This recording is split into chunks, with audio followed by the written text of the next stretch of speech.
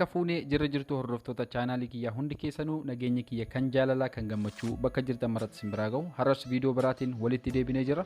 Viidiyoo har'a keessatti immoo waan baay'ee namatti tolu tokko akkamitti intarneet keenya bilbila keenya irratti qusachuu dandeenya, wifi ta'ee akkasuma daataa akkamitti qusachuu dandeenya ka jedhu, akkasuma immoo onlaayinii bilbila keenya WhatsAppii fayyadamaa akkamitti Facebookii cufachuu dandeenya, Facebookii fayyadamaa akkamitti WhatsAppii onlaayinii isaa daataa wajjin akkamitti cufuu dandeenya ka jedhu qabadhee isiniif dhiyaadhe jechuudha. Waan baay'ee namatti tolu tokkodha.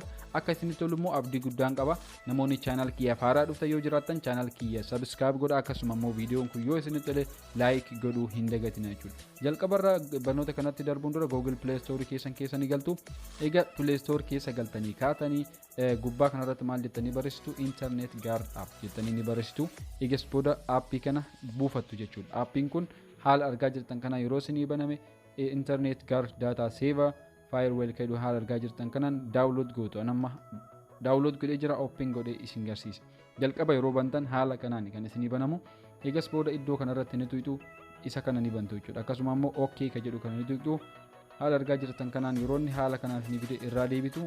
Fakkeenyaaf asirratti anamma daataa fayyadama jechuudha. Isin immoo yoo wifi fayyadamtanis ta'ee daataas yoo fayyadamtan bifa lamaan haala kanaan isinii baasa jechuudha. Fakkeenyaaf WhatsAppii, Facebook akkasuma immoo aappiiwwan jiran kana hundayyuu internet akkan isin jalaa hin finne cufuu dandeessu jechuudha. Iddoo kanarra qofa tuquudhaan internet keessan save godhuu dandeessu. Wifi's ta'ee karaa internet daataas jechuudha. Waan baay'ee namatti tolu internet keessan baay'ee isiniif qusate jechuudha aappiin kun.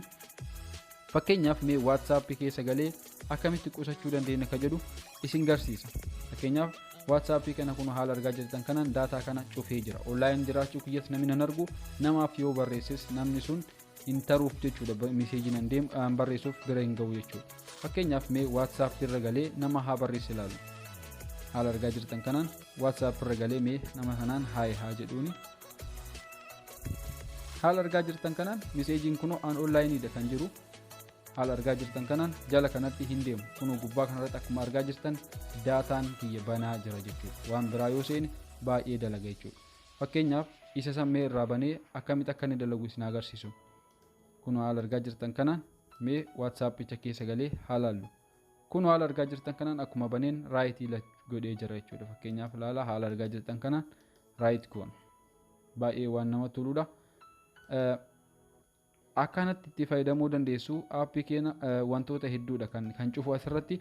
Facebookii, YouTubeii akkasuma immoo Telegram aappiiwwan asirra jiran kana hunda isaatu backgroundii akkasuma internet keessan kan fixu irraa cufuu dandeessu jechuudha. Wifi's ta'ee karaa internet data haala argaa jirtan kanaan irraa fayyadamuu dandeessu.